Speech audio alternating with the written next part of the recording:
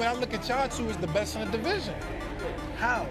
Show me something that he did spectacular. Show me something that he did outrageous. Show me. Right. His power not outrageous. Okay. What defense? You think he got defense? He just jumped. You never see him slip no punch. You never see him slip no punch. Go look at it. You see him back up from a lot of people. Back up, move around. He don't got no technique. And his offense is the same thing. Go look at his fight. So I probably put him on game. Yeah, hold on, but you feel like it's easy work though. You like. Come on, bro. Do you ever think we'll see you in Tank? Realistically. Man, I ain't gonna lie. I'm gonna keep it 100 with y'all. I don't really like talking about him. Yeah. Cause like the way that he move is goofy to me. Like it's some weird stuff. I really don't like speaking on him, but like same thing that Fighting perspective. Same thing that I said with Tio. If anybody got issues with me or feel some type of way about me, you could come see me on fight night and resolve every issue that you got. Yeah. I stand by that. Gervonta Davis came in with full intensity during a heated live interview, openly calling out Shakur Stevenson without holding anything back. Tank didn't try to soften his words, instead, he went straight at Stevenson's abilities, questioning whether he truly has the kind of skills that excite fans. He criticized his fighting style, suggesting that it lacks entertainment value and doesn't deliver the kind of action people expect at the highest level. This wasn't just a casual jab. It reignited real tension between two undefeated fighters who have been circling each other for years. People that can actually hit. No matter all that boxing, you're going to get hit. What you going to do? This isn't the first time Davis has taken shots at Stevenson. He has repeatedly labeled him a boring fighter, arguing that his style lacks impact and excitement. Tank has even gone as far as to claim that Shakur doesn't hit hard enough to keep fans engaged, implying that his approach inside the ring is more about avoiding damage than creating moments. According to Davis, that kind of style doesn't resonate with audiences who want action, knockouts, and drama. Shakur Stevenson, of course he's now 135 after all that stuff, and then Devin Haney. Right, so why people even talk like he the best at, he didn't even fight at 135 yet. Right. He didn't even have power at 126, 126, 30 or none of that. He is good. Okay. How can you, all that's just... On the other side, Shakur Stevenson sees things very differently. He believes Davis's attitude toward him has grown more hostile over time, especially as his own career has continued to rise. Stevenson feels that, deep down, Tank recognizes him as one of the biggest threats in the division even if he refuses to admit it publicly. In his view, that's exactly why Davis reacts emotionally whenever his name comes up, because there's an underlying respect mixed with tension. What changed? Competition. As you get older, you start to know what competition is, and he kind of looked at me like I feel like I was a threat, which is rightfully so. Like I don't blame him for the way that he looked at me, but it is what it is. It's two guys that just want to be the best in our sport, and we were ready to lay it all on the line. Did he say to you like, "Yo, I don't want to be friends," or "We can't," or is it just like a gradual thing where it started to become more distant? Now you just know energy. You know energy. Once you feel the energy that's coming at you, you understand like, okay, I get it. When do you think that started to change? I think as he kind of matured and got older. Once you get older and mature, his energy kind of let it be known like, yeah, you the ops. Many analysts have also stepped in to break down the matchup from a technical perspective. While Davis is known for his devastating knockout power, some believe that power alone wouldn't be enough to defeat Stevenson. Comparisons have even been made to Deontay Wilder versus Tyson Fury, where elite skill, movement, and control were able to neutralize raw punching power. The idea is simple: precision and ring IQ can sometimes outclass brute force. But when he come across Shakur Stevenson, I'm going to say it here on the front page, and Tank, I love you, brother, and still would love to talk to you. But when you get in there with Shakur, it's going to remind me of Deontay Wilder fighting Tyson Fury. Ooh. Because what you going to do when you come across a motherfucker you can't knock out? Only thing you going to do is just get more frustrated. That's a terrible analogy. I'm just saying. Only reason why I'm saying this is a terrible analogy is because Tank Davis. Remember, you've heard Coach Callout say this all the time. He says the same thing, and I know exactly what he means. We just waiting on somebody to pull it out of him. You ever hear him say that? Yeah. We got so it's just we ain't been able to show it because ain't nobody been able to pull it out of him. We looking forward to the big fights. We looking forward to the big matchups because those are the kind of people that's gonna pull it out of him. So with a fight with Shakur, you're gonna see this boxing style that you don't usually get. Andre Ward has publicly praised Shakur Stevenson, highlighting his talent and long-term potential. Ward describes Stevenson as a true student of the game, someone who is constantly learning, evolving, and staying disciplined in his preparation. That mindset, according to Ward, is what separates good fighters from great ones. Stuff he could have did, but he's so talented and gifted, man. You know, you also got to trust what he's seeing in there. You know, we on the outside. You know, but I think he put on a tremendous performance, and obviously, you know, the level he's at, you always look for things he could do better. Ward also made it clear that Stevenson's full potential hasn't even been seen yet. In his view, Shakur is still developing and hasn't faced every elite challenge available. That means there's still another level he could reach, making him even more dangerous in future matchups. He's not done yet, you know, not done yet. He's a great for sure. How great, we're gonna see. You know, he got a lot, he can box as long as he wants to box. He don't take punishment, and he's a master boxer, you know what I mean? So, just excited for him, man, happy for him, man. You know, it's hard for me to see my brothers fight when I'm not fighting. That's harder to me than to actually fight because I can't help it. So I'm just happy it's over, man. I'm happy he got the win and get home with them babies. Terrence Crawford added his voice to the discussion, stating that Stevenson has the skill, IQ, and discipline needed to outbox Davis. Crawford emphasized that Shakur's defensive awareness and ability to control the pace of a fight make him one of the few fighters capable of dealing with Tank's explosive power. Your little brother, you know what I'm saying, Shakur, that's the fight. Everybody want to see that. That's the 50-50, I think, you know what I'm saying? I've been saying 50-50. I told both of them that. That's a toss-up to me. No bias. Don't just say that because it's your man. Who you got winning that? I got Shakur. Are you saying that because that's your man and you don't like Tank? No.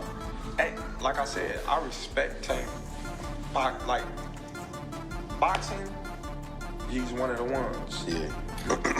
we gonna take his personality and personal things out of it. But boxing, he's definitely talented. You know what I mean? And he's definitely got that it. And yeah, he's definitely respected in boxing. But Shakur is a different fighter. You know, Shakur is different. You know, people may call him boring. People may say he can't punch. But they say the same thing about Floyd. Because they defensive fighters. Yeah. Tank is not going to be able to hit Shakur like he hit everybody else. And he know that. He knows that. That's why he's like, he's boring. He's this, he's that. He's trying to diminish everything that Shakur have done. So it's not. Sean Porter also weighed in, explaining that Davis cannot rely solely on landing a knockout against someone like Stevenson. He pointed out that Tank understands just how complex this matchup would be, because Shakur's defense and ring IQ create layers of difficulty that most opponents simply don't bring. Everybody thinks that Tank is gonna go in there and just knock out Shakur. That's not gonna happen. But it shouldn't have taken this fight. I knew he couldn't. For people to realize that. Right. I knew that too. But yeah. Shakur is a defensive specialist. And I've been saying this for a long time. If you pay attention to how Tank would react whenever Shakur's name came up, I was like, yo, it's something that Tank knows that most people don't know or understand. It's something that he sees in Shakur. It could be the fact that Shakur was a 2016 silver medalist. You know, he's got a lot to do with it. He's that, you know, the silver child of the country, and you know, there's no telling. But this is what I've always known. It ain't just a big straight left or a big right hook coming from Tank that's going to end that night. That night is going to be the most strategical you've seen both these guys ever be in a fight. I don't know if we're going to ever get it. I think we will. You think we will, huh? For sure. Who else is there if Tank trying to prove he's still the man? Who else? Porter went even further by suggesting that once Davis gets past his legal troubles, he could return even more dangerous than before. He compared it to Mike Tyson, who came back sharper after adversity. According to Porter, challenges outside the ring can sometimes strengthen a fighter mentally, and Tank already has the kind of explosive style that can become even more dangerous with that added edge. The message to Tank for him to like make sure he understood, like when you get past this legal situation, he's feel me on this. Tell me if y'all feel me on this. He's gonna be just like Mike Tyson was when Mike came out of jail. Everybody gonna be waiting for him. Mike was the meanest thing before he went away. Yeah. Tank. And when he came out, everybody wanted to see what version he was now, who he was now, and all that kind of stuff. Yeah. To me, it's the same thing with Tank. He's gonna have an opportunity to really just go right back to being what he was before he went away. It ain't too many people in this world that can do this. Nah, it ain't. And Tank is definitely, and now I'm gonna tell you why. It's because they love him like they love Mike. It's what they did when he got in the ring. Like Tank knocks niggas out. Tank gonna always get paid anytime he feel like fighting because he got that knock. Stevenson remains confident in his abilities, stating that Davis would face serious problems against him in the ring. He points to his defensive IQ, timing, and discipline as key advantages. He also highlights a difference in mentality, claiming that Tank operates with a me or nobody mindset, while he embraces facing the best competition available. For Stevenson, that mindset defines everything. He believes he has the tools not only to neutralize Tank's power but to outbox him over the distance. You know, getting to the level that you're at now. He knew exactly. Deep down inside, he could sit here and say, I'm not this, I'm not a good fighter, I'm not that, but deep down inside, he knows that I'm the truth. Right. So with him knowing that, he knows that I'm the biggest threat around where he's at. You see, he gets very upset when people ask him about you. Yeah, I think that's insecurity though. I think he's insecure. Because he knows that you give him trouble? Like, what's he insecure about in your opinion? With top level guys like him, because like I'm kind of different. I look at things like competition, but like his mentality is more so like it's either me or it's nobody. It's not a 1A, 1B, or you don't have nobody equal to you. So I understand his mentality, but I like to prove that I'm the best. So we kind of just move in different ways. Yo, let's make this fight happen. What is the step now that you make, like in terms of trying to get this done? I think the main step is one of us gotta find a way to reach out and try to get the fight to happen. It can't be no little kid shit. It can't be no back and forth, go back and forth. We gotta be grown men and get the fight done. Like, that's how I feel. I would love to talk to him and have a real conversation and make this fight happen. But you know, some guys be kind of egotistic, so I don't know where his ego is at. When's the last time you spoke to him privately? I mean, bro, just like he crazy. Like he'll DM me some crazy thing. Like what? I don't even want to say it. Like smack talk? Yeah, he talk crazy. Me and him got like DMs of just going back and forth all the time. Yeah. Recently? Not too long ago. According to Stevenson, his relationship with Davis didn't always carry this level of tension. Early on, there was mutual respect, but things changed due to public exchanges, failed negotiations, and constant back and forth in interviews. He explains that as callouts increased, actual fight discussions never materialized into real agreements. Over time, both sides began reacting emotionally in the media rather than sitting down to finalize anything. Stevenson feels Davis shifted from being open to the fight to becoming dismissive, turning the rivalry into more about perception and ego than actual boxing negotiations. See that. Me versus Tank. So it's like, with him, with his pride and like his ego, it's hard for him to even, want to get on the phone, want to reach out, or put all that other to the side. That nigga just got too much ego, I guess. But where did the beef come from? It's like, it seemed like he really don't like you. Nah, he don't. But why? Like, what did y'all do? Because y'all was cool at one point, right? We see videos of y'all as amateurs. It was cool. Y'all knew each other. Like, where did it start that y'all don't like each other? Nah, that shit started from him. Like, everybody really think like, cause people run with like false narratives, so they gonna say they versions of like the story, but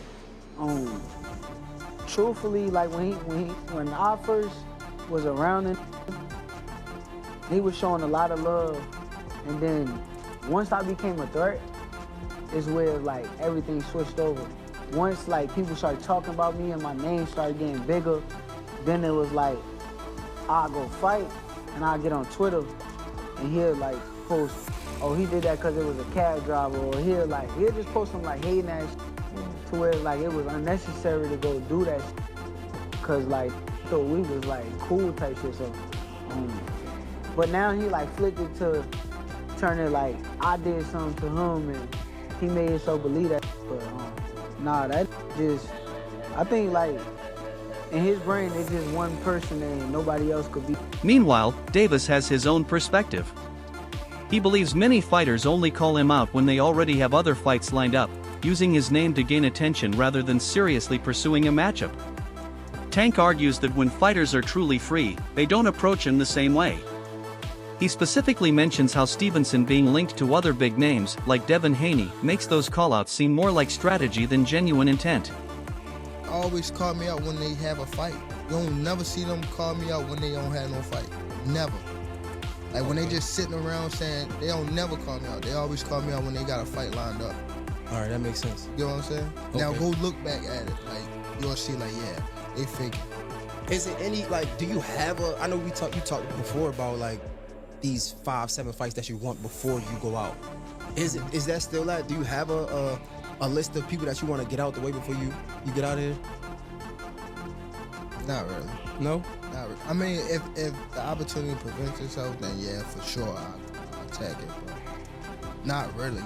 Not really. I ain't so trying to get out this. Davis has consistently downplayed the need to fight Stevenson, often questioning his accomplishments. He has publicly said he's more interested in facing bigger or more established names such as Ryan Garcia and Vasily Lomachenko. By asking what has he done, Tank makes it clear that he doesn't currently view Stevenson as a priority. This stance has shaped the narrative around their rivalry, with Davis treating him as someone who still needs to build a stronger resume. Shakur, what have Shakur done? What have he done in the sport? He haven't done nothing. The young one is looking more better than him. Who that? The Keyshawn. Keyshawn looking way more better than this. I keep screaming his name. He haven't done nothing. Keyshawn haven't even done nothing. So what do you say to those who I might keep be saying afraid? his name for? So what do you say to those who might be saying that, Tank is afraid of Shakur? Afraid of what? Afraid of what? Us fighters, if we're afraid of something, it gotta be somebody hitting us and hurting us. Like, he don't have no offense. Everything is defense. Defense only win in basketball and football. Don't win in. Eddie Hearn strongly supports Stevenson, calling him one of the most underrated fighters in boxing today. Hearn argues that fans often overlook Shakur's greatness because his style isn't built on knockouts, but on fundamentals, control, and defensive mastery.